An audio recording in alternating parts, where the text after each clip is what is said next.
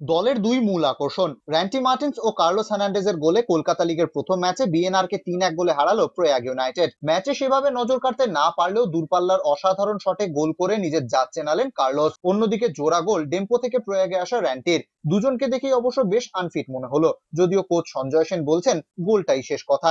Odafa কোনোদিনও আমার মনে হয়নি ওডাফা ফিট প্লেয়ার, আমার কোনোদিনও মনে হয়নি ওডাফা ভারতবর্ষের রাজত্ব করে যাচ্ছে। সুতরাং যারা ফিট না, আনফিট প্লেয়ার সেটা তো পরের ব্যাপার, কিন্তু টিমের পক্ষে গোল করার ক্ষেত্রে যেটা মুন্সিয়ানা, সেটা আমাদের কাছে অনেক বেশি দরকার আছে। কারণ গত বছরও আমরা অনেক ম্যাচ ভালো খেলে গোল করতে পারিনি, কিন্তু আজকে আশানুরূপ না খেলেও আমরা গোলটা পেয়েছি, যেটা ফুটবলে আলটিমেট দরকার আছে। দুই তারকার পরিবারই উপস্থিত মাঠে ম্যাচ দেখতে। হ্যাট্রিক হয়নি বলে কোনো দুঃখ নেই র্যান্টির, নিজেই জানালেন এখনো ফুল ফিট নন তিনি। কার্লোস একটু নিচে থেকে খেললেই তার সুবিধে, জানালেন সেটাও। প্রথম কলকাতা লিগের ম্যাচের পর কার্লোসের গোলে মুগ্ধ র্যান্টি।